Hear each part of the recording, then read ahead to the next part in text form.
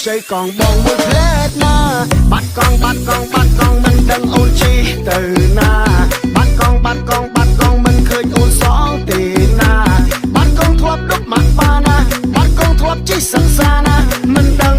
ជីវ៉ាខ្ចីទៅណាយូរម្ល៉េះអូនជីមកវិញហើយសងកងបងហើយមិនស៊ីដាច់ណាកងនេះសំណត់ចិត្តបងជីតាំងពីតូចដូចឆ្មា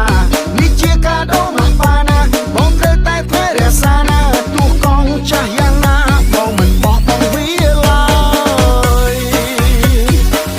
បងមិនអាចបោះបង់កងតសែនមានអនុស្សាវរីយ៍នេះបានទេអូនទោះបីជាវាចាស់យ៉ាងណាប៉ុន្តែវាជាអនុស្សាវរីយ៍កាដូពីម៉ាក់ប៉ាបងណាអូន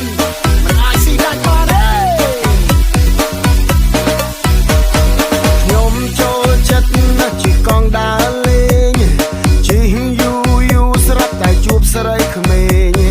ឃើញអូនស្អាតមុខ cute មែនតែនចិត្តខ្ញុំអួលណែនចង់បាននាងធ្វើសង្សារឡើងកងមកអូនចង់ទៅណា